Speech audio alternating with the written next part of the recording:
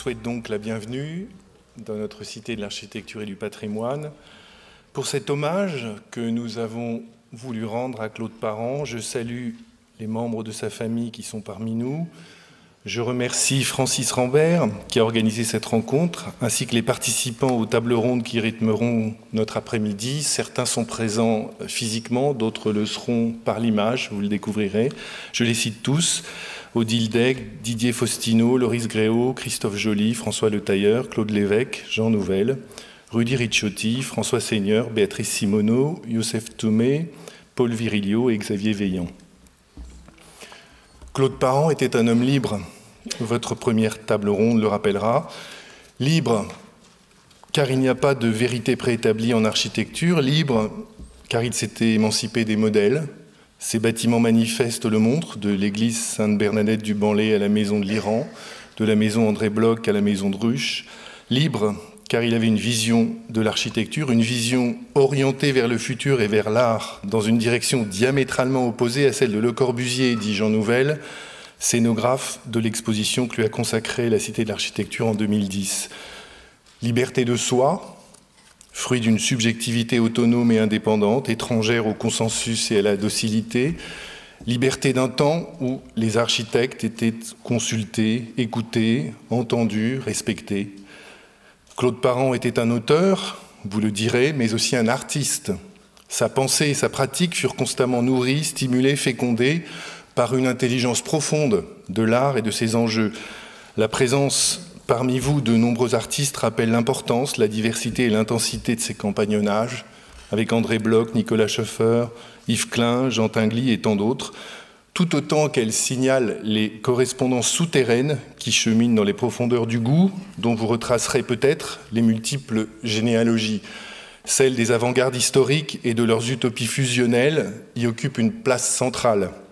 Claude Parent explora méthodiquement les enjeux du néoplasticisme de la première époque du mouvement de Stil, cherchant à inventer un langage formel universel, fondé sur les lignes, les couleurs, l'abstraction géométrique, l'équilibre harmonique, un langage qui exprimerait tout autant l'art que l'architecture. Enjeux plastiques auxquels font écho la maison Gosselin ou la maison Maurian-Joboyer, enjeux spatiaux qui résonnent dans la maison André Bloch ou la maison de l'Iran. Claude Parent était plutôt de Stil que Corbus, est entendu, mais certainement plus proche de l'énergie facétieuse d'un Van Doesburg que de la rigueur pastorale d'un Mondrian. Le Van Doesburg de la revue Mécano, qui attaque la dérive utilitariste et des constructivistes russes. Celui qui, sous le pseudonyme d'Ika Bonset, affirme en 1921 « Je suis seul contre tout et tous ». Celui qui intègre la diagonale dans le café dancing de l'Aubette. Celui qui entend débarrasser l'abstraction de ses aspects ésotériques et mystiques et qui affirme dans le manifeste de l'art concret qu'y a-t-il de plus concret qu'une ligne, qu'une couleur, qu'une surface. Le rapport à l'abstraction, ne l'oublions pas, jouait un rôle clé dans la pensée situationniste, et Claude Parent fut proche des situs. S'intéressant à la New Babylone de Constant, au détournement de Guy Debord, au formulaire pour un urbanisme nouveau de ce jeune lettriste qui était à l'époque Gillivin, Hurlement en faveur de Sade, le premier film de Guy Debord en 1952, se présente visuellement comme une alternance de carrés blancs sur fond blanc et de carrés noirs sur fond blanc, citant ainsi directement Malevich. Quant à la technique du détournement, dans la bande-son de ce même film constitue l'une des premières applications, elle est en résonance avec la pensée du monochrome en peinture. Il s'agit dans les deux cas de changer l'énonciation sans changer l'énoncé, de modifier le sens tout en conservant l'apparence. Les vides, comme les monochromes, ne se ressemblent pas. Celui d'Yves Klein, celui qu'il présente à la galerie Iris Clair en 1958, ouvre la perspective d'une philosophie de l'effacement. L'art glisse alors de l'ordre du visible vers celui du discours. Un peu plus tard, Claude Parent déclare « L'architecture doit être un dessin de vide avant d'être une enveloppe pour les hommes. Comme le vide de Klein, l'espace de la fonction oblique sera lui aussi à la fois physique, psychique et critique. » Claude Parent avait un penchant pour le penché, c'est entendu. Vous parlerez de ses amitiés singulières qui furent aux sources des aventures de la pensée, la rencontre avec Paul Virilio, le rapproche de Architecture Principe, mais l'éloigne du groupe Espace. Il passe de la matière à la masse, de l'art concret au concrete, d'André Bloch au blocos. Comment s'appuyer sur les savoirs d'une géométrie érodée, se demande Paul Virilio en 1967. Comment dédier un nouveau poème à un angle qui est désormais très déprimé. Bien davantage que l'expression d'enjeux purement formels qui resterait interne à l'architecture, la fonction oblique est un outil pour changer la vie. La pensée de l'oblique, par le truchement de la recherche de l'instabilité et du mouvement, n'est-elle pas aussi un moyen de créer de l'inconfort ? L'architecture, pour Claude Parent, a pour ambition d'ouvrir la voie à d'autres modes de conceptualisation de l'espace, de tracer de nouveaux chemins qui en permettent la transformation. Qu'importe que ces voies soient incertaines, les plus beaux chemins ne sont-ils pas précisément ceux qui ne mènent nulle part ? Je garde de mes lectures de Bourdieu une conviction forte. Le mouvement vient toujours de ceux qui sont mal dans leur position, qui ne sont pas à leur place, qui sont hors champ. J'en finis ainsi par me demander si le choix de l'architecte ne doit pas nécessairement être celui de l'inconfort, c'est-à-dire de la créativité. Vous évoquerez l'importance du dessin dans l'œuvre de Claude Parent, ce dessin qui aide à voir, mais aussi à concevoir. Mes dessins sont la clé de mon œuvre, disait Rodin. Il y a dans le trait qui saisit et restitue la forme dans son émergence non seulement une intelligence analytique, un geste qui se fait penser, mais aussi un projet, un dessin avec un « E » qui va bien au-delà de la reproduction mimétique, de la neutralité de l'enregistrement, de l'expression du réel. Le dessin de Claude Parent affirme un point de vue, manifeste une rencontre sensible, exprime une vision du futur. Le regard est un agent de transformation de l'espace. Italo Calvino, dans ses villes invisibles, parle ainsi de Zémrude, qui prend sa forme selon l'humeur de celui qui la regarde.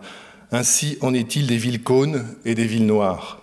L'utopie, cet espace organisé en discours, infuse les vagues, les ondes, les spirales, les enroulés ou les ponts urbains de Claude Parent.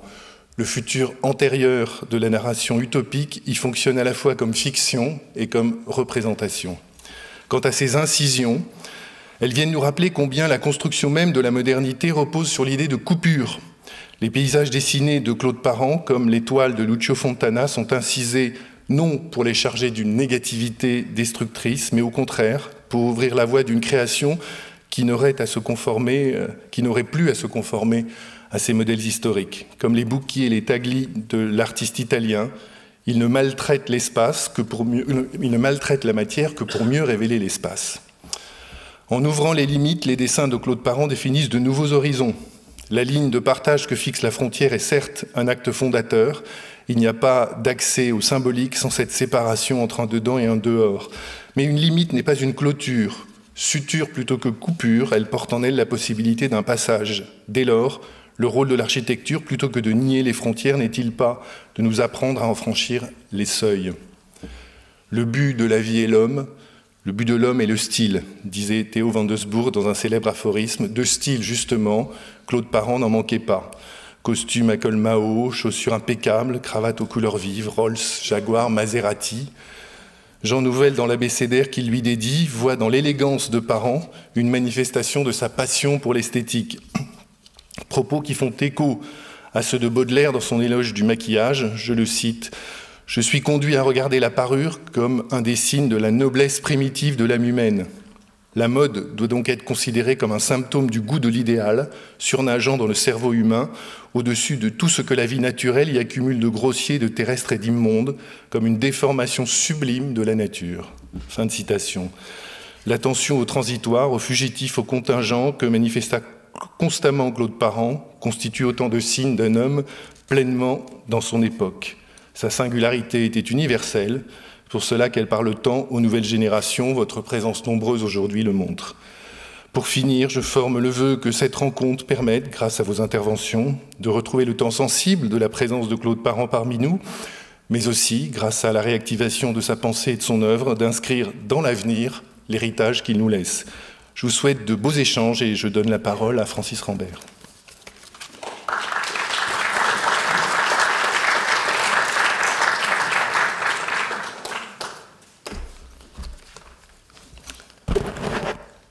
Alors qu'il me soit permis d'évoquer en ce jour du 18 juin la grande figure de Claude Parent comme un résistant, comme un combattant infatigable sur le terrain de la création.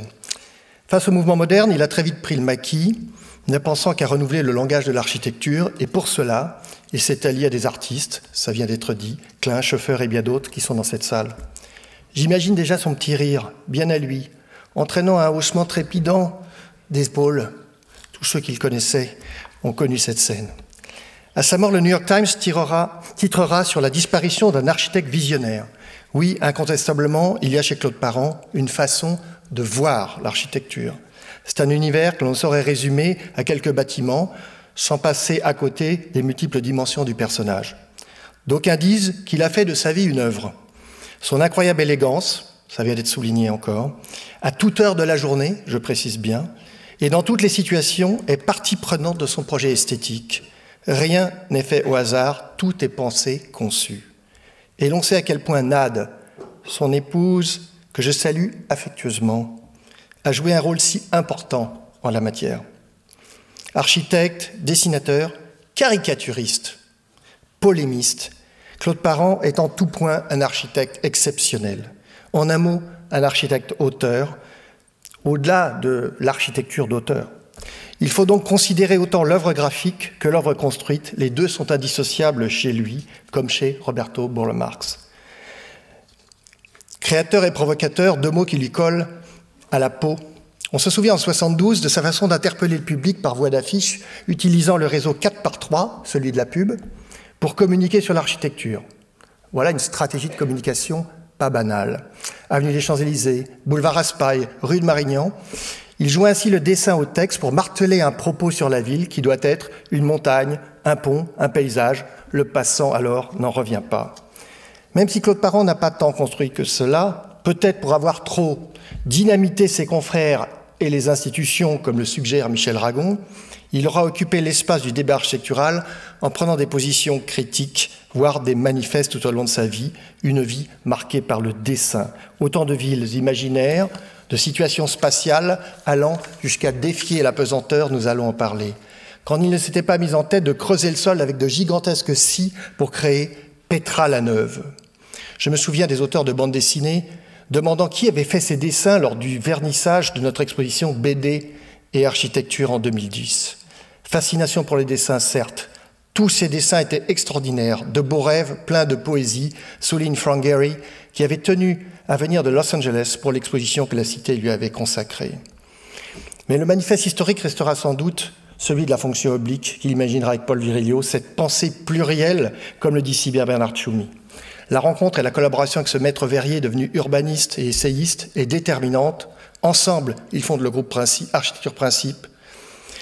Ensemble, ils tenteront d'emmener le public dans l'aventure oblique. Ensemble, ils concevront l'église Sainte-Bernadette de Nevers, icône brunaliste s'il en est, qui restera à jamais une œuvre transgressive, retournant un symbole de guerre, le bunker, en un symbole de paix. Nous en parlons tout à l'heure, avec Claude Lévesque notamment. Mai 68 mettra fin à leur collaboration. Au-delà des divergences politiques, il y avait sans doute un essoufflement du rêve oblique, tout au moins dans la commande. Car cela n'empêchera pas Claude Parent de se servir du pavillon français à la Biennale de Venise, dont il sera le commissaire pour la Biennale d'art, pour proposer de vivre l'expérience oblique avec cette installation intitulée « La ligne de la plus grande pente ». À l'époque, il n'y avait guère que les danseurs et les alpinistes pour y croire à la fonction oblique. 40 ans plus tard, l'Opéra d'Oslo, œuvre de Snohetta, mettra à sa manière magnifiquement en œuvre la fonction oblique, ou tout au moins une certaine fonction oblique, et remportera le prix Misandero en 2009. Nous en avions parlé ensemble. Et n'oublions pas, car c'est un fait unique, que Jean Nouvel a présenté la Philharmonie de Paris dès le concours comme un hommage à Claude Parent et Paul Virilio.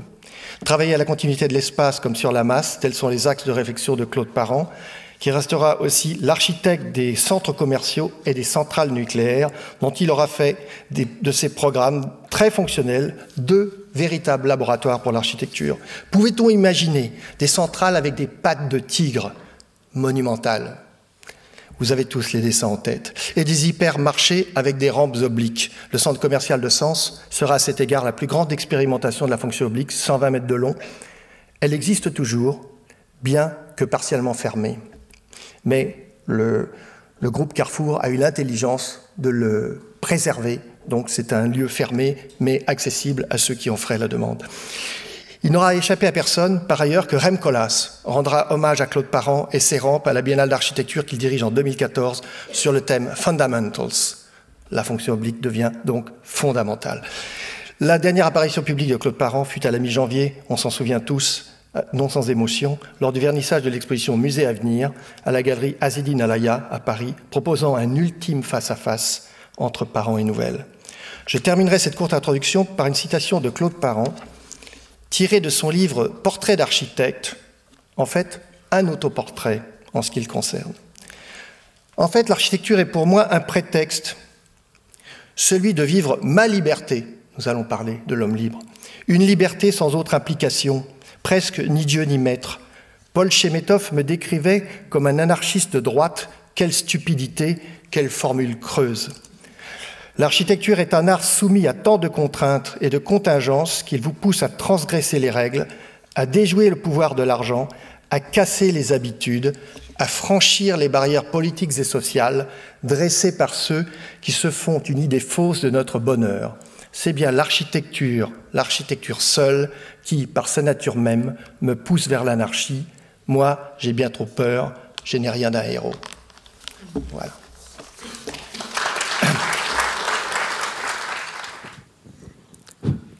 Alors Jean, je vais continuer avec mon petit livre.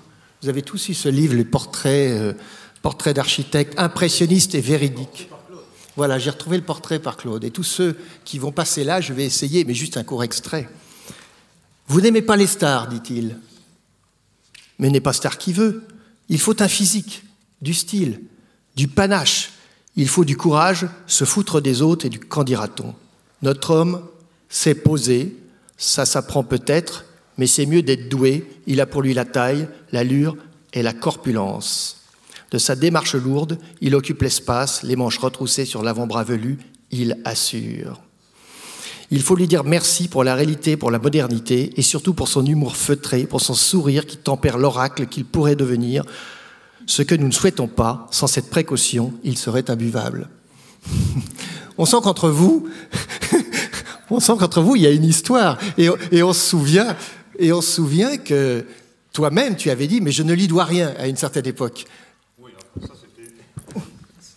il fallait lire le texte, parce que si on se fie au titre, il y a peut-être quelques explications quand même. Non, je voulais dire par là qu'il me laissait totalement libre, effectivement, et qu'il n'y avait pas de pression idéologique, je dirais. Il n'y avait pas de pression. Et Claude m'a toujours aidé de toutes les façons possibles. Mais ça n'a jamais été une sorte de dialogue de maître à élève. Je crois qu'il ne revendiquait pas ça. Et je crois qu'il n'aurait pas aimé ça, de toute façon. Je crois que c'était pas du tout... Donc, ce que je voulais dire par là, c'est qu'il y avait entre nous une relation tout à fait ouverte et tout à fait confiante en même temps. Ce titre provoquant ne peut se comprendre que si on lit le texte, effectivement. Mais alors, cette liberté à l'agence, on écoutera François Seigneur qui sera l'autre témoin qui a vécu ces années d'agence. Comment il l'établissait? Est-ce que précisément c'était, comme on entendra aussi Virilio le dire, que c'était vraiment les idées qui primaient, c'était ouvert et que n'importe qui pouvait avoir droit au chapitre et imposer son idée? C'était comme ça que ça se passait? Il y a eu différentes époques. D'abord, moi, quand je suis arrivé chez lui, c'était en 1966. Et c'était un moment... j'ai attendu un moment. Il n'y avait pas de travail. Il y avait 2 personnes à l'agence. Donc je me suis retrouvé pratiquement seul à ce moment avec lui. Il venait corriger le projet sur lequel je travaillais, qui correspondait à des maisons qui étaient à construire à Marly, une vingtaine de maisons. Et là, c'était vraiment pratiquement un tête-à-tête. Il y avait un autre architecte qui était un dessinateur, qui travaillait sur les projets qui se réalisaient actuellement, mais qui n'avaient rien à voir avec ces recherches-là. Et là, c'est établi un lien. À ce moment-là, il y a Virilio qui était là déjà. Et Virilio passait de temps en temps, mais ils n'étaient pas tout le temps ensemble. Et les discussions se sont installées petit à petit. Après, je pense que l'agence est passée à 7 à 8 personnes. Et là, quand il était là, effectivement, il y avait des discussions qui s'installaient, mais ce qui était amusant, c'est qu'on parlait aussi quand Paul Virilio était là et que Claude n'était pas là, parce que Paul était toujours quelqu'un de très disert et qui aimait expliquer, qui aimait provoquer aussi, qui aimait théoriser, qui aimait... Bon. Donc c'est toutes ces rencontres-là qui faisaient que les langues se déliaient. Et qu'avec lui, effectivement, il y avait des discussions sur l'évolution des projets. Et c'est vrai que par rapport à certains projets, il y a eu des discussions fortes de savoir si on pouvait aller jusque-là. Bon, Sens avait été un projet comme ça, effectivement. Bon, mais ça, c'était la vie de l'agence, et c'était effectivement une expérience incroyable, parce que je sortais de l'école des Beaux-Arts, où j'y étais plutôt, dans un système complètement cadenassé. Cette influence due à Claude, on l'a retrouvée évidemment à l'école, où je produisais des dessins qui étaient rejetés et refusés immédiatement. Donc c'était à la fois une expérience avec l'architecte peut-être le plus connu de l'époque par ses positions exprimées par aujourd'hui déjà et par l'architecture d'aujourd'hui, et qui correspondait tellement à l'anti-école des Beaux-Arts que c'était un plaisir. Mais c'était difficile à vivre après, à l'école. Et en fait, quand j'ai continué à travailler, heureusement, je dirais, 68 est arrivé, qui a permis finalement de se licencier encore plus de l'école, quoi. Il y a eu un véritable arrêt. De ce côté-là, il y a un exemple assez amusant, d'ailleurs, parce qu'on travaillait donc avec François Seigneur et avec Roland Baltera. Et Roland Baltera, en 68, donc, avait décidé de passer son diplôme à l'école spéciale. Et il ne savait pas vraiment quoi faire, il n'était pas très motivé. Et je lui ai dit, bah, écoute, on a dessiné un peu sur la maison d'Elbigo, t'as qu'à rendre la maison d'Elbigo, première maison que je dessinais, dans le sud-ouest de la France, près de Villeneuve-sur-Lot. Une maison oblique. Une maison oblique, absolument. Une maison oblique, béton, qui m'avait valu de grandes discussions avec Claude, parce que c'était béton, mais mes fenêtres, pour beaucoup d'entre elles, étaient un peu stirlingiennes, c'est-à-dire c'était des volumes qui sortaient, un peu comme les aquariums en Gambier, et Claude me disait qu'un trou dans le béton, une fenêtre dans le béton, c'était plutôt un trou, c'était plutôt un vide, c'était bon. Enfin, tout ça pour vous dire qu'on a rendu à un moment quand même ce projet à l'école spéciale, donc au mois de juin, si je me souviens bien, ou quelque chose comme ça. Et je crois que c'est le seul dépôt ou demande de diplôme qui a été refusée. C'est-à-dire que si on ne donnait rien, on était accepté. Il n'y avait aucun problème.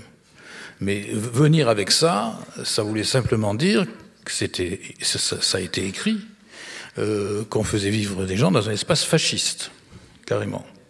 Fasciste et totalement invivable, et que les gens allaient avoir des troubles psychiques graves. Bon. Donc, voilà, donc l'échec de Roland Baltera à son diplôme, il a été obligé de revenir avec autre chose. Mais c'est le seul échec d'un architecte à une demande de diplôme en 68. Je disais tout à l'heure que Claude Parent et son groupe, parce que vous étiez un groupe, comme on dirait même ça dans le sport, puisqu'il arrivait à vous animer, à profiter de vos énergies et pour vous mettre dans une sorte de mouvement, là aussi. Et que ce renouvellement, cette quête de renouvellement du langage, c'était quelque chose qui était dit, qui était théorisé par Paul Virilio, on s'en doute bien, mais Claude, quel était son rôle? Comment il... Non, mais Paul Virilio n'était pas directement sur le projet. Il était plus dans les discussions d'ordre général. Mais on établissait des objectifs, je dirais. Et à ce moment-là, il y avait toujours l'évolution du projet qui était une véritable aventure, quoi. Et donc, à chaque fois, Claude acceptait ou n'acceptait pas, mais on avait l'impression de participer à quelque chose qui était pas exactement ce qui se dessinait ailleurs, quoi. Et alors cette liberté, est-ce que c'est ce qui a fait que ton passage chez Jean Nouvel qui a fait que tu es devenu entre guillemets. Ah, décidément. Décidément, j'arrête pas de vous confondre tous les deux, ce qui veut sûrement dire quelque chose. Que tu es devenu l'enfant terrible de l'architecture, comme on a souvent écrit ça. Est-ce que c'est lui qui t'a donné ça? Ben évidemment que mon image de l'architecte, c'est lui qui me l'a créé. Le respect de l'architecture elle-même et du projet et cette dimension d'exigence et d'exploration, je ne l'avais pas trouvé à l'école, c'est pas vrai. Donc là, il y avait effectivement la volonté de travailler sur une œuvre et de mettre en relation ce qui se dessinait avec une idée générale de cette œuvre qui était déjà, je dirais, écrite, qui était déjà publiée avec Architecture Principe et avec les différents numéros. On avait déjà un vocabulaire, on avait déjà je dirais pas une religion, mais une religion esthétique et urbaine quand même. Et on avait beaucoup de questions sur des notions abstraites et théoriques, que ce soit celle de la limite, que ce soit celle de la continuité, que ce soit celle de l'inversion, que ce soit celle... Bon, toutes ces questions-là étaient là. On va passer à Odile. On revient. Les monolithes. On va revenir. Je reprends mon petit livre rouge. Ah, ça sera mon guide d'aujourd'hui. Les flèches d'Odile, décochées dans la sérénité, font très mal aux frileux, aux énarques angoissés, aux promoteurs inquiets, publics ou privés. Des conflits en résultent. Pauvre maître d'ouvrage, s'il ne file pas droit, s'il ne tient pas parole, alors la douce amante devient une amazone et ses coups de cravache atteignent tous les cuistres qui entravent ses rêves. Messieurs les décideurs, n'oubliez jamais que les femmes à longue crinière peuvent à volonté devenir des sorcières. Faites gaffe aux gorgones, aux jeteuses de sorts. Abdiquer et danser le tango en la laissant conduire, vous en serez ravis. Il faut savoir payer le prix du paradis. C'est formidable, c'est une déclaration d'amour totale. Eh oui, que dois-je dire après ça? En fait, moi, j'ai rencontré Claude au début de mes études d'architecture. Parce que j'ai commencé mes études au début des années 70. Et au tout début des années 70, Claude et Paul ont fait une exposition de la fonction oblique à la Maison de la Culture de Rennes qui venait d'être construite. Et j'étais à Rennes à cette époque-là. Je suis allée voir l'exposition, je suis allée les écouter faire une conférence et je suis tombée dedans immédiatement, évidemment. Donc ça m'a conduit, pendant toutes mes études, je ne regardais que les choses qui étaient à côté, qui étaient hors du champ normal, même si déjà, moi, comme c'était les années 70, l'étude d'architecture était un peu différente de ce que tu as dû connaître, toi, aux Beaux-Arts. Et que nous, au contraire, on nous interdisait de dessiner des plans et de faire des choses et de rencontrer les plus âgés. Et ensuite, en 1985 précisément, il y a une jeune journaliste qui est venue me voir et qui me dit qu'elle venait de faire une interview, elle rentrait de chez Claude Parent, qu'elle avait été voir, et je lui dis, tu connais Claude Parent? Mais attends, mais moi je rêve de le rencontrer, parce que je l'avais vu son travail, mais je ne le connaissais pas. Et donc, grâce à elle, elle m'a fait rencontrer, et à ce moment-là, je suis allée le voir plusieurs fois, et nous sommes devenus amis. Et nous sommes devenus amis. On a même été jusqu'à postuler à des concours ensemble. On n'a jamais été retenus parce que ça semblait totalement invraisemblable d'être cette équipe, Claude Parent et moi-même. Et puis ensuite, en fait, ce qui est étonnant, c'est que dans les années 90, c'est Paul Virilio qui m'a fait venir enseigner parce que je n'avais jamais enseigné. Et c'est lui qui m'a demandé de venir enseigner à l'école spéciale à l'époque. Et on a même fait aussi des ateliers ensemble. Et il a fallu dans les années 90 un peu œuvrer pour qu'ils se retrouvent, pour qu'ils se reparlent. Et on a été quelques-uns à le faire. Et en fait, et moi, Paul comme Claude, les deux, je peux pas, comment je pourrais dire, je peux pas les dissocier dans la relation que moi j'ai eue avec chacun des deux. Même si j'ai toujours été fascinée, beaucoup plus par Claude, son énergie, sa liberté et ses dessins. Parce que moi, vraiment, j'étais totalement fascinée. Et moi, je voulais reprendre un petit bout de texte, parce que Claude envoyait ses petits livres régulièrement. Donc il y a 2 livres rouges. Hein. Oui. Et le premier, c'était Errer dans l'illusion. Et celui-là, je l'ai fait lire et relire à mes étudiants tout le temps. Et je voulais vous lire juste le dernier chapitre. C'est pas très long, parce que les chapitres sont très très courts avec Claude. Et ça s'appelle La santé. Et dès lors que l'on s'aventure dans l'architecture, il y faut la santé. Santé de corps, car le métier est physiquement dur, harassant, destructeur d'énergie vitale. Santé de l'esprit, car il s'agit d'amour. Il s'agit d'amour fou qui fait perdre le sens si l'on n'y prend pas garde. L'architecture rend fou, torture le corps et casse le moral. L'enfer est son domaine, mais quand on y échappe, s'ouvre un incroyable paradis, impossible aux autres. Inaccessible aux autres. Si vous voulez planer, voir le monde en survol dans sa généralité, dans sa globalité, sans perdre pour autant les sensations terrestres de marche dans la glèbe, soyez donc architecte. Pratiquez la recherche, traquez l'imaginaire. Aventurez-vous dans la théorie, restez éveillés dans vos rêves, abandonnez aux autres le 2 et 2 font 4, préférez le chaos. Œuvrez dans l'illusion. Vous allez sans doute errer dans ce domaine de longues années durant. Vous vous épuiserez à déplacer des montagnes rétives. Vous douterez souvent de votre santé mentale. Mais au bout de l'errance, vous trouverez votre demeure. Votre château mythique. Et par la porte béante, vous entrerez debout dans l'architecture. Ce lieu inaccessible au commun des mortels. Les autres ont le pouvoir, l'argent, le plaisir, la gloire, le bonheur. Vous n'avez rien. Mais vous êtes à la source de la libération dans la façon de vivre et de penser.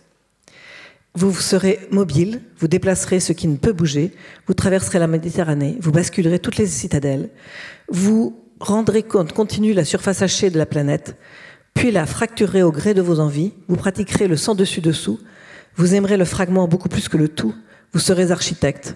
Bonne chance. Et moi, je trouve ce texte absolument incroyable, parce que c'est exactement ça. Et c'est comme ça qu'il était. Mais alors, ce qui est fantastique, c'est que là, tu cites un texte et on voit que toutes les références auraient fait un excellent professeur. Or, il n'a jamais enseigné. Sauf quand je lui ai demandé. Il est venu, il m'avait dit non, il n'a pas arrêté de me dire non, mais j'ai réussi à lui faire un workshop d'1 semaine à l'école spéciale avec les étudiants. Et ils ont évidemment adoré. Lui aussi a aimé, je crois.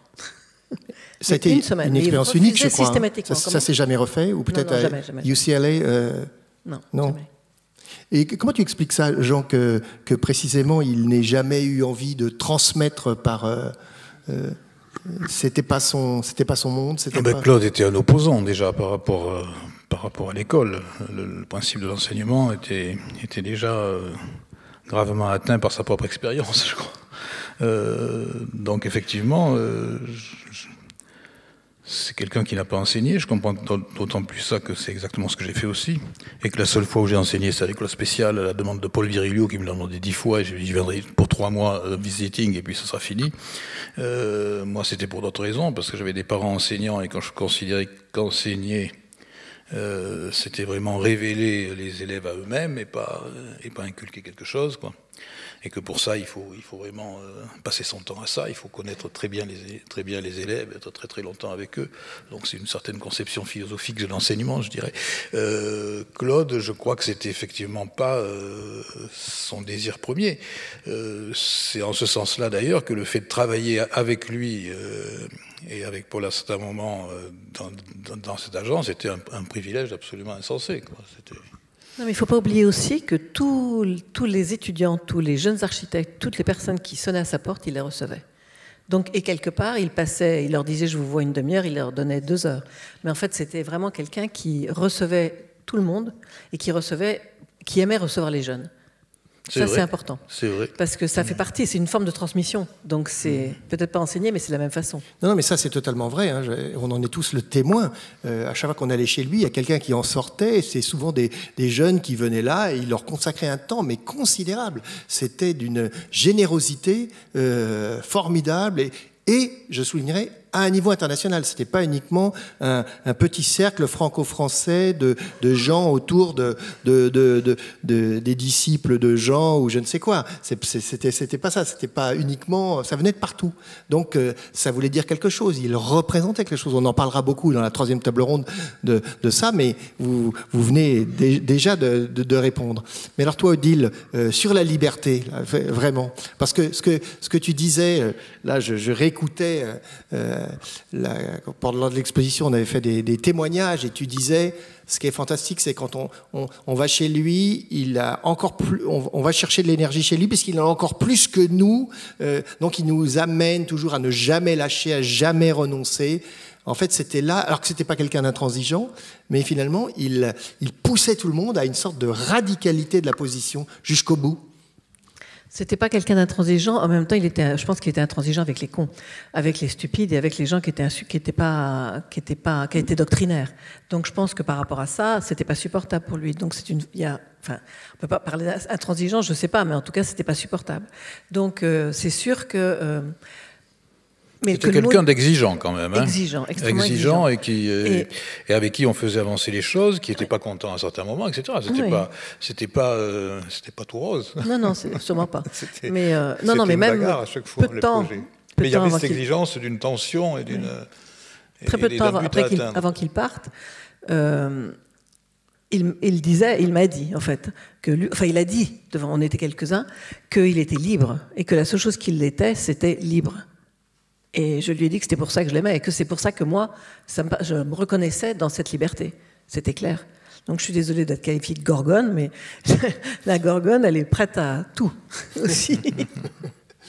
Est-ce que c'est l'une des raisons, Jean, qui pourrait expliquer le fait qu'il était un peu ostracisé à certains moments? Est-ce que c'est pour justement, parce qu'il représentait trop cet homme libre, est-ce que c'était ça qu'on lui reprochait, virgule aussi?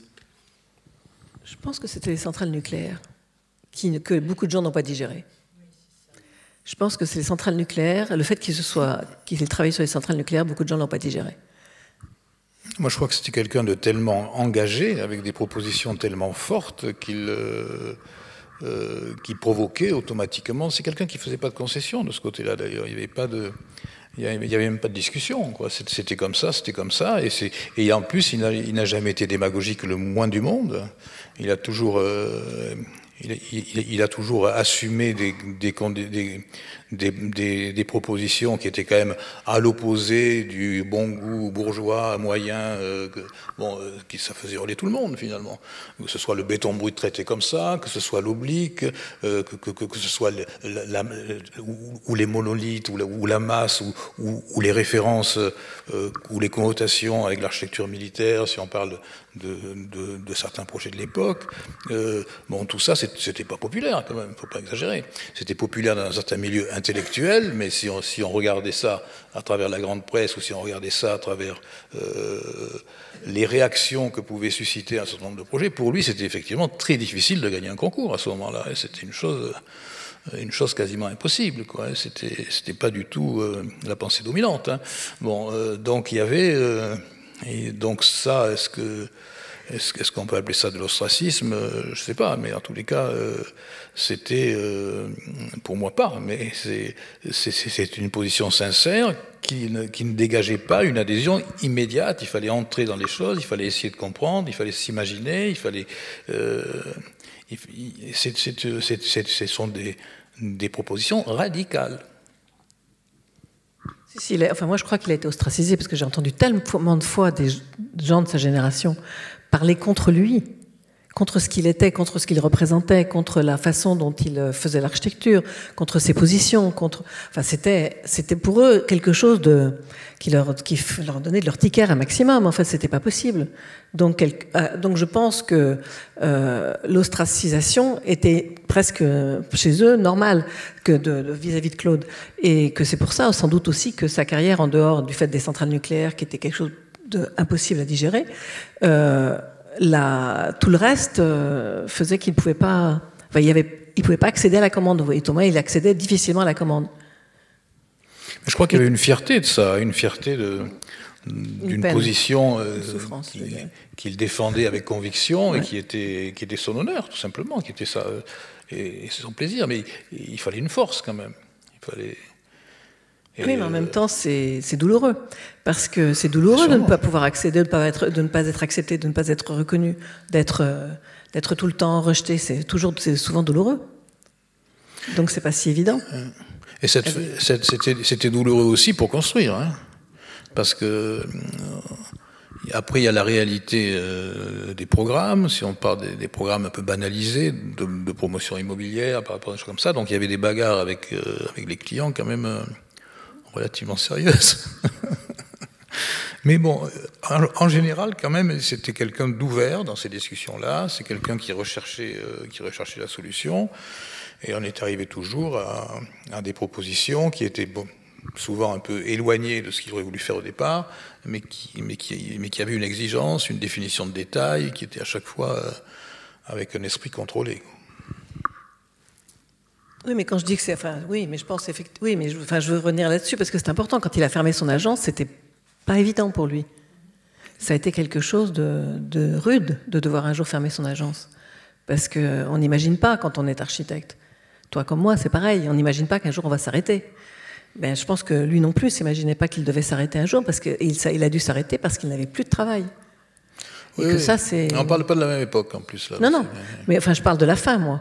Ouais. Quand il a dû arrêter son agence. Oui, au tout début des années 90, en fait... je crois que c'est là où l'une des dernières commandes, c'est un bâtiment à Roissy et puis la mairie de Lillebonne, si ma mémoire est bonne, en Normandie. Voilà. Mais c'est vrai qu'il était dans un état de désolation et c'est quand même pas normal qu'un architecte de cette envergure ait eu si peu de travail, en fait. Il y a quand même un paradoxe. Lui qui a vécu les 30 Glorieuses, qui a vécu tout ça, en fait, il a payé très cher les positions dont tu parles, en fait. Bien sûr, bien sûr. Mais la liberté se paye toujours cher. Ouais. C'est quelque chose que l'on gagne, qui rend, comme il dit, qui vous permet de vous décoller du sol, mais en même temps, c'est très douloureux. Ça coûte cher. Oui, mais quand on est ouvreur, quand on ouvre l'esprit, comme on en parle ici, on le paye, c'est évident. C'est à chaque fois une façon de défricher, c'est une façon de s'opposer, même si on ne veut pas s'opposer, c'est quelque chose qui choque profondément. Et je crois que toutes ces idées-là, c'est aussi sa grandeur. Là, il en a souffert, c'est sûr, mais je crois qu'il a eu beaucoup de satisfaction aussi sur l'invention qui a été mise en avant là, et sur une position qui est tellement loin des recherches habituelles d'un architecte sur un petit vocabulaire formel. Bon, c'est-à-dire que là, on est vraiment sur des propositions politiques, sur des propositions radicales, sur des propositions fondamentales, que ce soit à l'échelle urbaine ou à l'échelle de l'habité d'un intérieur ou d'un appartement, c'est la même chose. C'est-à-dire, c'était des positions à la fois cohérentes et des images qu'on n'avait jamais vues, quand même. Et des principes. On ne s'est jamais posé la question, dans tous ces dessins et dans toutes ces propositions-là, comment on dessine une façade en tant que telle. Bon, c'était complètement lié à comment on dessine un intérieur, quelle proportion exacte est celle-là. Non, c'était une essence qui était là. C'était quelque chose qui arrivait comme un nouveau monde. Un jour, je lui avais demandé comment... il avait construit une maison noire à Neuilly, juste en face les deux maisons de Le Corbusier. Et je lui demandais comment il avait pu réussir à construire une maison noire, virgule, à Neuilly. Pas le fait que ce soit en face Le Corbusier, mais pourquoi noir? Comment il avait réussi? Odile Deck a connu des terribles moments pour essayer d'imposer un bâtiment noir sur la fac de Rennes, hein, si ma mémoire est bonne. Donc... Et il m'avait répondu, avec toujours ce rire et ce haussement d'épaule, en disant « Mais en fait, on n'avait pas tout dit. En fait, on avançait masqué, genre, oui, on donnait des plans où tout, voilà, on disait il y aura une couleur, mais on ne disait jamais laquelle, ou c'était une sorte de gris, une sorte de petit gris. Et ça passait comme ça. Mais aujourd'hui, avec le BIM et tout ça, Claude Parent, il serait complètement... Mais Claude était partisan de cette méthode, c'est vrai. Et il était partisan aussi de l'esthétique des plans les plus abstraits possibles, jamais ombrés. Et il y avait une façon, effectivement, de pousser le projet le plus loin possible, souvent de façon un peu furtive. Mais enfin, il y a un moment où on se retrouve face aux événements.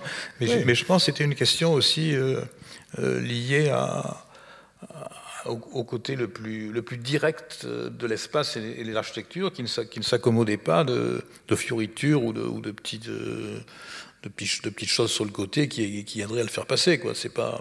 Il n'y avait pas des petits nuages et des couchers de soleil, il n'y avait rien de tout ça, quoi. Non, il n'était pas dans l'aquarelle. Voilà. On va écouter Claude Lévesque, donc il ne pouvait pas être là avec nous, mais qui a tenu absolument à témoigner, parce que lui, il est né à Nevers. Il a vécu Nevers, il a vécu Sainte-Bernadette du Bourlay. Vous allez voir ce qu'il en dit, si on veut bien envoyer les images.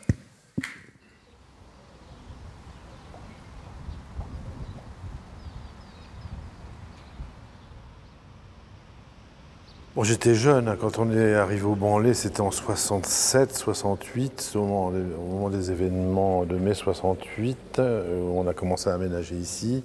Et en fait, un quartier neuf, un quartier HLM, qu'on a intégré en ayant accès en même temps à un certain confort qu'on n'avait pas lorsqu'on était rue des Docks. Donc c'était vraiment un plus. Moi j'avais ma chambre, il y avait une douche, il y avait voilà ce qu'il fallait pour le confort qu'on n'avait pas à cette époque-là, quoi. Et puis il y avait cette église. Mais ce qui est curieux, ce qui m'a toujours intrigué, c'est que personne n'en parlait, quoi. Parce que quand je suis arrivé au Bourlay, l'église existait. On savait que c'était un édifice religieux en forme de blocos. Mais j'ai aucun souvenir de polémique, ni de rejet, ni d'acceptation de cette église. C'était comme si elle n'existait pas, alors qu'elle avait une présence énorme. En plus, elle est au cœur d'un quartier HLM, avec des constructions autour très rapprochées. On ne peut pas dire qu'elle soit dans un parc isolé du contexte urbain. Elle est vraiment au cœur du contexte urbain. Et moi, ce qui m'a frappé aujourd'hui, ce qui m'intrigue encore, c'est... les gens pouvaient critiquer toutes sortes de choses que la ville faisait, les équipements, les ceci, les cela. Lorsque la déviation a partagé la ville en deux, qui était un scandale à l'époque, mais on n'a jamais critiqué, ni même laissé indifférent, ce qui paraît complètement fou par rapport à l'audace de l'époque, puisque construire un blocos quelques années après la fin de la guerre, comme édifice religieux, on ne voit pas aujourd'hui dans l'architecture un geste de cette audace. On peut faire n'importe quoi, puisque souvent on fait n'importe quoi, mais une telle audace de marquer autant cette forme, ce geste comme étant vraiment quelque chose de guerrier, quelque chose de monstrueux sur le plan de ce que ça représente, et le basculer, c'est le moment de le dire, ne serait-ce que par le plan oblique de la nef, puisque la nef est complètement retournée, mais en même temps avec cet édifice qui est un édifice de guerre, quoi. On ne peut même pas voir ça comme une provocation, dire c'est vraiment une façon de réagir contre... Moi je pense que c'est très religieux. On est vraiment paradoxalement entre vraiment une architecture de fait de guerre, on est dans une espèce de recueillement, de protection qui est vraiment... Enfin, moi, je suis athée, je ne suis pas du tout religieux, bien que je m'intéresse énormément aux représentations religieuses, que ce soit l'architecture, la peinture, la sculpture, tout ça, c'est... mais je le sens, je sens tout à fait le recueillement qu'il peut y avoir dans un espace comme ça, quoi. C'est un geste ici qui est très puissant, quoi. N'importe quel artiste ou architecte aujourd'hui n'est plus à la mesure d'un geste comme ça, je pense pas, parce que tout a été fait, tout a été retourné dans tous les sens. Je vois pas qu'est-ce que l'audace, qu'est-ce qu'une position d'avant-garde qui d'un seul coup pourrait faire basculer la fonction, la pensée. Moi, je peux me poser la question pour moi-même, en priorité. où je pourrais me retrouver là-dedans, c'est à la fois effectivement l'impact menaçant qu'a cette architecture au cœur de la ville, comme elle est ici, et en même temps, lorsqu'on monte les escaliers et qu'on arrive dans cette nef, avec ces deux plans obliques contrariés qui se rejoignent, et puis à un moment donné, l'espèce de rupture de l'architecture, comme une rupture fractale comme ça, amène une sérénité particulière.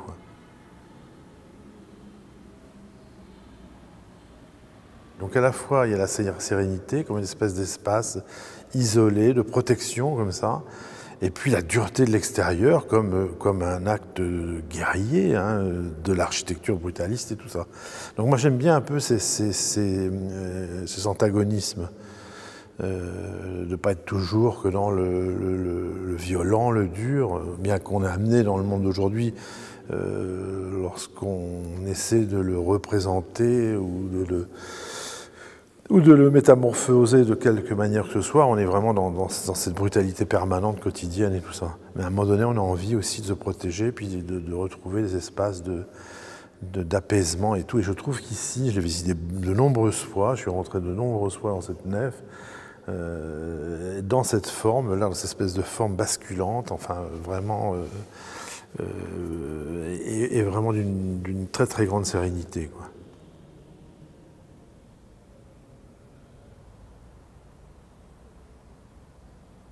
J'ai été très curieux de cet architecte, aussi parce que j'étais à Nevers, j'étais à côté de cette architecture-là, et qui avait eu aussi un cycle de recherche et de conférences à la Maison de la Culture, au tout début de la Maison de la Culture de Nevers, où il avait été invité, comme John Cage avait été invité en résidence. Ça paraît complètement fou dans une ville comme ça, qui ait eu des artistes d'avant-garde de cet ordre-là, puisqu'il y avait eu deux invitations, une de John Cage et une de Claude Parent, qui étaient présents, qui étaient là pour rencontrer des gens, pour faire des ateliers, enfin ce qui paraît complètement fou. Et c'est vrai qu'à ce moment-là, comme il y avait cette construction, moi, ça m'a indiqué des choses. Je fréquentais la Maison de la Culture, donc je suis allé à des conférences, c'est comme ça que j'ai connu cet architecte. Bon, je l'aurais connu par ailleurs, parce que l'architecture m'intéresse. J'ai enseigné pendant plus de 20 ans dans une école d'architecture. L'espace m'intéresse, les questions qui peuvent poser, c'est-à-dire que ce soit l'aspect rationnel, la programmatique, jusqu'à la métamorphose par la lumière, par la forme, par les retournements, comme moi j'opère dans certains projets que je fais in situ. Ça dépend du type d'intervention. On peut tout à fait intervenir sur une architecture. Là, par exemple, sur certaines architectures qui sont, je vais dire, des architectures totales, c'est-à-dire comme ici, le projet de Claude Parent et Paul Viriot, comme les architectures de Corbusier, c'est difficile. Il y a tellement de choses qui sont évoquées. Il y a déjà la pratique, c'est-à-dire la fonction et tout ça, plus la forme, plus le geste, parce que le geste, il est quand même extrêmement présent. Je pense qu'il est très très difficile de se mesurer à ça. Moi, je ne vois pas comment je pourrais intervenir d'une manière ou d'une autre sur ce type de bâtiment. Enfin, c'est pas mon propos, c'est pas mon questionnement. Je suis pas intéressé par ce questionnement. Par contre, que ça fasse réfléchir sur certains types de projets, parce que ce sont des architectures qui ont vraiment un très fort impact, qui sont vraiment des architectures d'attitude, que ça questionne comme des grands artistes, des grands architectes. Je pense à Joseph Beuys, je pense à Janis Kounellis, enfin de nos aînés comme ça qui ont eu vraiment des postures très importantes. Voilà, ça fait réfléchir à ce niveau-là. Moi, je sais que je serais incapable et que j'ai même pas envie de réfléchir sur comment je pourrais intervenir. Bon, là, on est au cœur de l'église Sainte-Bernadette du Branlay, mais je vois pas du tout. Ça m'intéresse pas. À un moment donné, on m'avait proposé une revue d'architecture. Raphaël Magrou, je me souviens, m'avait proposé de le rencontrer, quoi. Puis moi, je suis assez timide. Je n'ai pas trop. c'est un peu con, mais. J'avais pas trop osé ça, c'est dommage, je regrette aujourd'hui, mais voilà. Bon, après, je pense qu'on peut se rejoindre sur certaines choses, mais lesquelles, j'en sais rien. Enfin bon, peut-être c'est mieux des fois de ne pas rencontrer les gens, de rester sur Vraiment l'admiration que j'ai eue pour lui, pour toutes ces raisons que j'expliquais là, quoi. Voilà. C'est plus qu'un architecte, c'est quelqu'un de la forme, de toute façon, pour produire ce qu'il fait, tout le cheminement de sa recherche, enfin, tous les croquis, tous les dessins, enfin, il y a vraiment un travail de recherche énorme. Et il joue de la forme plus que quelqu'un qui construit, enfin, je prends un exemple extrême, mais au kilomètre, des programmes d'habitation, ou de trucs immondes qu'on voit partout, sans arrêt. Là, après, c'est des questions ouvertes. C'est des questions ouvertes sur tout. C'est normal qu'après, il y ait des collaborations avec les artistes, parce qu'à un moment donné, ils se rejoignent sur des croisements possibles. Et ça ne va pas se faire sur un programmateur d'immobilier, ça c'est sûr.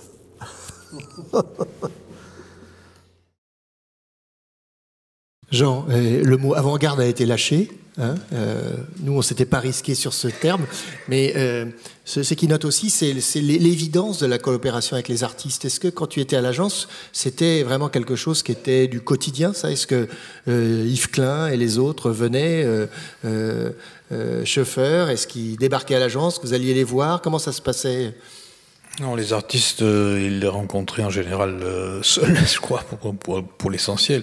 Non, il y en avait quelques-uns qu'on voyait passer, mais je me souviens pas de discussion directe, de travail direct avec les artistes avec nous à l'époque. C'est une collaboration qui est liée à sa vie et qui est liée au début de sa vie. Et je pense que sa liberté, cette façon d'ouvrir, pour moi, elle est complètement liée à cette culture commune avec l'art. C'est vrai que Schoeffer et Klein, bon, c'était quand même sûrement, en termes d'aide, et Tinguely, bon, c'était quand même trois artistes totalement majeurs. Bon, mais je crois que par rapport à ses références à lui aussi, c'était très important. Donc, je crois que là, il s'est passé quelque chose qui l'a influencé lui-même profondément. Donc c'est un architecte dont la culture est profondément artistique et dont la vie était liée aussi à la fréquentation de ces artistes à l'époque. Je réagis là au propos de Claude Lévesque, mais ce qui est étonnant quand même par rapport à cette église, c'est que c'est toujours évidemment la caricature, je dirais, ou l'image du bunker qui ressort en premier, alors que c'est un élément profondément religieux. Et moi, je vois des points communs absolument extraordinaires avec toutes les églises fortifiées, avec la rudesse du matériau, avec l'amplitude des volumes intérieurs, avec la lumière qui arrive. Bon, c'est un édifice d'une religiosité absolument totale. Et le fait qu'il s'exprime en termes de pérennité aussi longue, c'est un défi au temps, quoi, pratiquement. On a l'impression que cette église-là, elle est là pour des siècles et des siècles, comme on dit dans les églises. Et je pense que cette poétique-là, je l'entends pas souvent évoquée. C'est assez...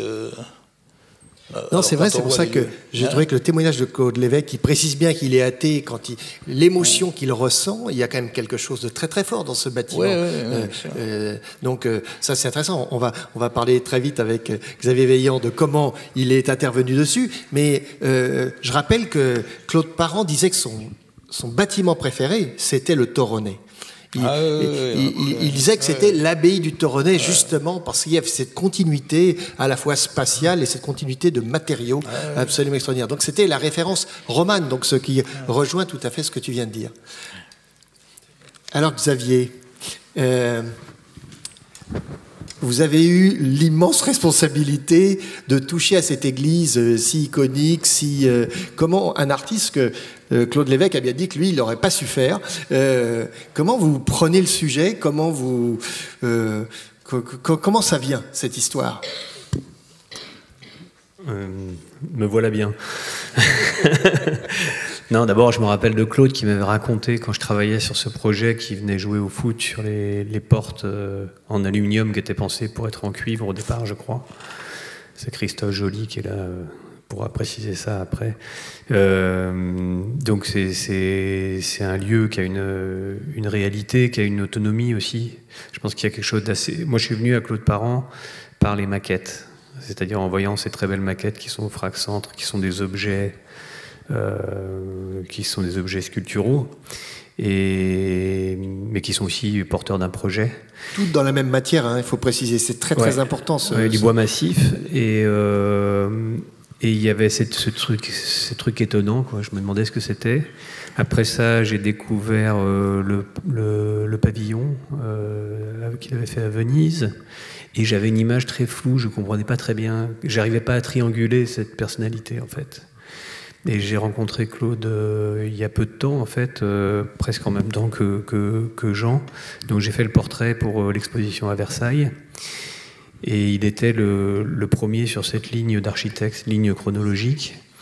Et j'avais voulu le représenter donc en habit d'académicien, en parlant aussi avec Nad que je rencontrais à ce moment-là. Nad qui est très importante aussi dans les relations que j'avais avec Claude.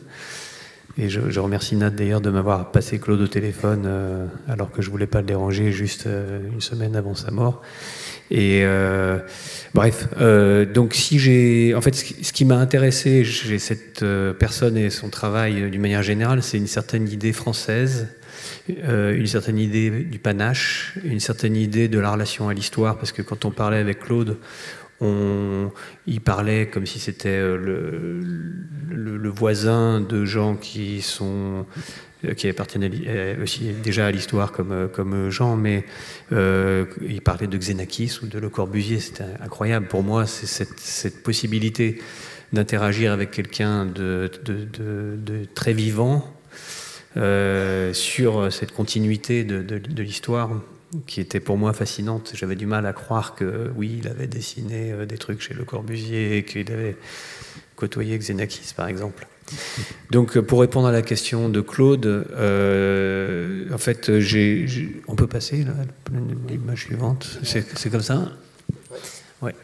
Donc, j'ai fait une série d'interventions dans des lieux d'architecture liés à la modernité qui vont de Melnikov à... Bon, je vous fais pas le truc, je pense que les gens qui sont là voient à peu près de quoi je veux parler. Donc c'était des hommages en fait à des architectures qui sont liées à l'histoire de la modernité, mais qui n'étaient pas la modernité des livres, qui était un peu une modernité de traverse. Et par exemple, Melnikov me paraît être un personnage très intéressant et très important. Et j'avais installé dans le jardin de la maison Melnikov un poêle qui reproduisait...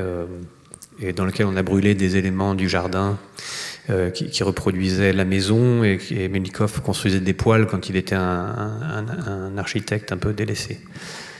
Et pour venir à Sainte-Bernadette, en fait, c'est Claude, je crois, si je me rappelle bien, qui m'a suggéré d'intervenir à Sainte-Bernadette. Moi, j'ai un peu un problème avec les lieux de culte parce que j'ai une éducation religieuse et comme Claude l'évêque, je suis athée. Et ce qui m'intéressait aussi, et ce qui reste un mystère pour moi, c'est la relation de Claude à la spiritualité et à la religion. Et cet objet aussi, dans sa transition, qui est en train de devenir, puisqu'il est classé, et qu'il est un monument important de l'architecture, qui est en train de prendre son autonomie par rapport à sa fonction, avec toutes les questions que ça pose. On vient d'inaugurer avec Laszlo, le petit-fils de Claude Parent, des environnements. Il y a aussi ici présent, pardon, j'ai oublié son nom, mais l'architecte qui a fait les environnements du Béguin. Voilà, oui, pardon. Et donc il y a un travail qui est fait autour de cette église qui est un petit peu délaissée, abandonnée. Heureusement, la mairie a commencé à prendre les choses en main. Et ce qui est étonnant, c'est de voir comment cet objet, qui est là sans doute pour des siècles, mais qui est quand même relativement fragile, puisque ce sont des voiles de béton et pas du massif, aussi massif que ça puisse... ça paraît extrêmement inaltérable, en fait. Malheureusement, c'est un peu en danger. Et c'est aussi la notion du projet qui m'intéressait, ce que j'ai voulu là sur ces lignes au sol qui délimitent en fait le presbytère qui n'a jamais été construit. Et voilà, donc ce que j'ai fait, c'est que j'ai redessiné, si je puis me permettre, et recoloré ce bâtiment en teintant les vitres. D'ailleurs, c'est amusant sur les photos de tout à l'heure, il y a certains filtres qu'ils n'ont pas réussi à enlever, Oui. et qui ont été Le jaune est toujours resté. là. Et le jaune est resté, oui. Et voilà, des détails sur les œuvres. Et ce bâtiment qui est un bâtiment aussi qu'on voit toujours un peu sous le même angle, mais qui est vraiment très intéressant et très complexe. Moi, je le vois comme une météorite qui aurait atterri là. Et ce bâtiment est aussi très intéressant dans son histoire, le rapport au pouvoir religieux, à l'ingénierie, à la manière dont c'est construit. Je vous invite à regarder les images de la construction qui sont absolument incroyables au niveau, parce que c'est un simple maçon. Ça peut-être que tu en sais plus que moi, mais il y avait la question, quand on construit un truc comme ça, qui le fabrique? Quand je suis arrivé, c'était en construction, moi, oui. Mais oui, ce qui était magnifique dans ces constructions de béton, c'est tous les coffrages, quoi. C'était du bois, donc c'était... on a vu ça dans d'autres constructions aussi, de Claude, les supermarchés en particulier. Mais donc toute la construction temporaire faite par les structures de bois, c'est toujours formidable. Hein. Et donc voilà, ça c'est une image de l'inauguration. Donc moi, ce qui m'intéressait, c'était d'abord d'arriver comme une sorte de... J'avais envie de célébrer le travail de Claude. Alors évidemment, je prends des libertés par rapport à ce travail, mais en tant qu'artiste, on peut le célébrer que de cette manière-là. Et ce qui m'intéressait aussi beaucoup, c'est l'aspect total de cette œuvre, le Gesamtkunstwerk, qui est une notion très importante dans l'histoire de l'art, à mon avis, et la manière dont les meubles, qui sont dans un état magnifique, quand on pense que ça a 40 ans, plus que ça, 50 ans. Presque 60. C'est 66. Oui. Encore pas 60 ans. 50 ans. Voilà. Bon, enfin, disons que c'est en très bon état. Et je devrais le savoir parce que j'ai 53 ans. Donc normalement, je suis daté au carbone 14 comme cette église. Non, moi j'étais là-bas, ça se construisait, donc quand même, tu vois. Et il y a ce travail sur la fonction et il faut vraiment aller voir parce que il y a un effet de basculement. C'est un petit peu comme d'être assis dans un vaisseau spatial où il y a quelque chose comme ça. C'est-à-dire qu'on est assis sur ces bancs très raides et en même temps on est dans une dynamique. Ce qui se passe à la messe se passe au-dessus et pas en dessous. Et il y a quelque chose de très particulier avec la lumière, et il y a cette idée de l'Église qui n'est pas du tout prosélyte de l'extérieur, qui est plutôt un repoussoir, et qui devient une grotte, une alcôve, une protection à l'intérieur. Et il y a une très grande beauté dans cette idée-là. Je pense que c'est une idée, pour moi, que je vois comme très intéressante sur le plan de la spiritualité. Voilà, ça, il faut que j'explique un tout petit peu ce que c'est. En fait, j'ai été en contact avec Paul Virilio, j'ai eu la chance de parler longuement au téléphone avec lui dans ce projet Architectone, et j'ai voulu utiliser des photos qu'il avait faites extraites de son livre très connu Bunker Archéologie. Et bon, c'était très compliqué la relation de toute manière avec Paul Virilio, mais j'essayais d'obtenir ces images et je ne les ai pas obtenues, et donc je suis retourné sur les plages où il avait fait ces photos. J'ai pris les photos, mais j'ai remplacé les bunkers par des modules, des espèces d'archétypes de la modernité. Et j'ai fait des lithophanies, c'est-à-dire que ce que vous voyez, ce sont des images en transparence de la lumière. Donc c'est pas une image dessinée, c'est une image de lumière. Et voilà, en fait, en pensant beaucoup aussi au dessin, qui est quelque chose de très important pour Claude. Voilà. Donc en fait, effectivement, c'est difficile d'intervenir dans ce genre de lieu parce que c'est un lieu de culte et c'est un lieu avec un usage. C'est difficile parce qu'on intervient dans un lieu qui a été pensé et dessiné globalement par un grand architecte. Et en même temps, je pense que l'art est une des fonctions que peut accueillir n'importe quel bâtiment, le bâtiment du FRAC construit par Odile le musée à Rome, ou quand c'est leur fonction, mais aussi l'art peut investir n'importe quel endroit. Moi, je l'ai pensé dans une idée d'un hommage, en l'occurrence, et dans une idée... Claude m'a fait le plaisir de venir à cette inauguration, et dans une idée aussi d'accompagner la mutation de la fonction de ce lieu, de la fonction du culte, vers quelque chose d'autre. C'est une grosse question, parce que qu'est-ce que va être ce bâtiment? Aujourd'hui, il y a deux messes par mois. Il est géré par la ville. Hein. Christophe Joly va en parler tout à l'heure. Oui. Et alors, la série sur des architectes à Versailles, la figure de proue, c'était justement Claude Parent. Alors, c'était peut-être le doyen de la série. Mais il se trouve que quelques mois après, j'ai retrouvé, comme ça, au plus grand, par hasard, sa statue, la même, la vôtre, votre œuvre, dans la base sous-marine de Bordeaux. Et là, c'était incroyable. C'est comme si on l'avait mis à Nevers. C'est-à-dire il trônait là. Il y avait l'eau devant lui, et il était tout seul dans ses travées. C'était extraordinaire. Vous étiez au courant? Oui, j'étais au courant, mais ce qui est... C'était pendant la Biennale Agora. Ça, je ne pourrais pas vous dire, mais c'est ce qui m'intéressait avec cette représentation qui était... Je pense qu'il y a quelque chose dont on n'a pas parlé, mais c'est le rapport au pouvoir et à l'institution. Moi, c'est ce qui m'intéresse avec des architectes, quand je vois le travail de Jean, et la difficulté auquel il est confronté. C'est-à-dire, c'est un mélange de célébration avec ce mot starchitecte, par exemple. Quand j'ai représenté les architectes à Versailles, c'était dans l'idée, qui peut-on célébrer, qui peut-on figurer aujourd'hui? C'est une question très difficile. Est-ce que c'est...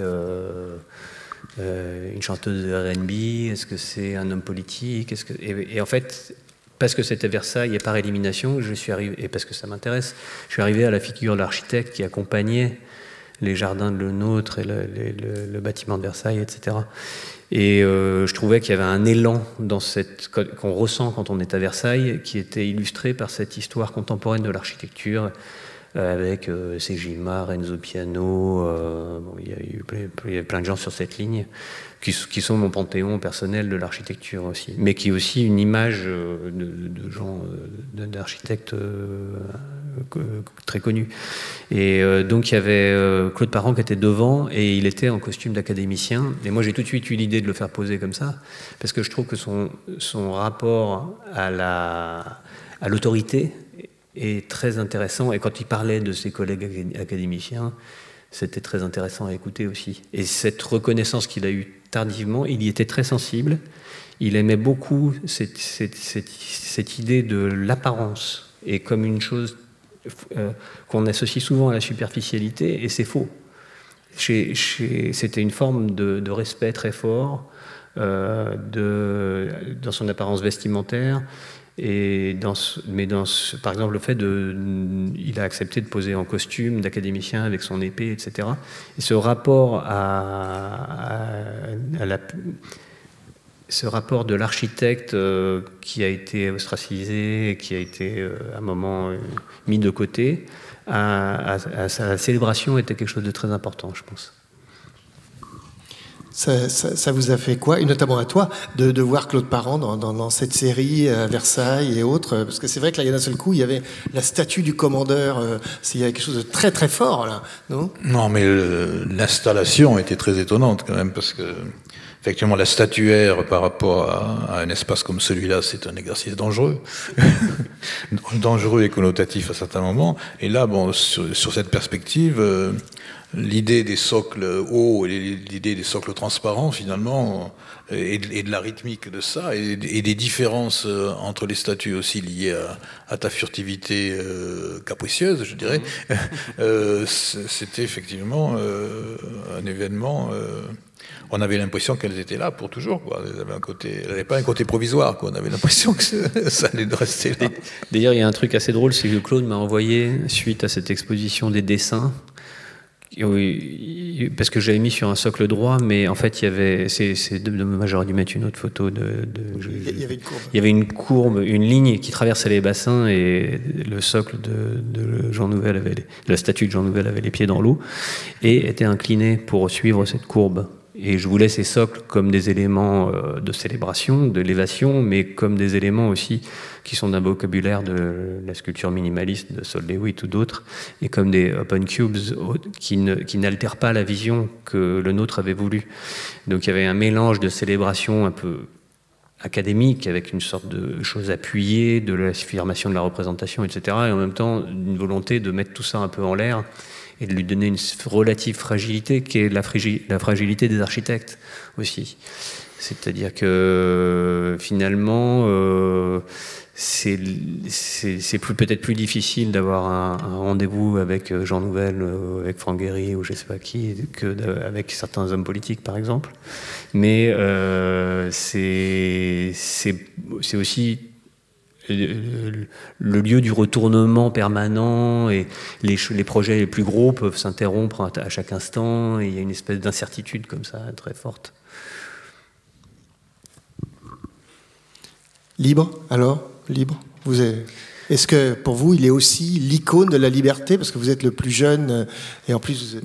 Moi j'ai pas beaucoup de légitimité pour parler de liberté, mais parce que moi je crée... Non, mais la figure puisque vous avez passé du temps avec lui, vous avez même si vous êtes venu tard vers lui, peu importe. Je l'ai connu comme ça, donc j'ai pas beaucoup de. C'est pour ça que je disais que j'ai pas beaucoup de légitimité, mais je me suis senti très proche de la complexité de cette personne, avec l'attachement les gens qui le rencontraient s'attachaient très vite à lui, et sa générosité aussi dans l'échange. Et c'est quelqu'un qui aimait les artistes, et en lui je voyais aussi la fascination que j'ai pour l'architecture. Je ne sais pas si c'est sa liberté qui m'intéressait, mais moi j'ai adoré son panache. C'est-à-dire, c'était pas un vieux type rabougri, ça n'a jamais été ça. Et il avait quelque chose, il avait une puissance de feu qui était étonnante à tout moment, quoi. Donc, et malgré il n'était pas forcément tout le temps en forme à la fin, mais il a toujours bossé, il a dessiné des tonnes de trucs. Son dernier été, c'est une qui m'a raconté ça. Donc c'est intéressant pour moi de voir un artiste qui est à la cinquantaine, voyant quelqu'un qui a 90 ans, comment il se situe au niveau de la création. C'est plus pour ça, plutôt que la liberté. Je ne sais pas très bien d'ailleurs ce que ça veut dire. On crée des choses dans des contextes et on doit maîtriser ces contextes en fait. Mais la liberté, c'est une ligne de crête extrêmement hasardeuse. Je recherche pas en fait la liberté moi-même. En fait. Jean? Moi, je voulais nuancer un peu le côté académicien et le côté relation à... Là aussi, à l'Académie, il n'a pas manqué de panache, je crois. Là, c'est le discours qu'il a prononcé lors de sa réception. Et la première passage s'appelle « L'impasse ». Et il leur a fait une description d'une actualité absolument brûlante de la situation de l'architecte par rapport au pouvoir actuel. Ce qui, je trouve, faisait quand même un minimum de sens par rapport à ce milieu académicien. Alors, je peux peut-être prendre quelques histoires et lire quelques lignes.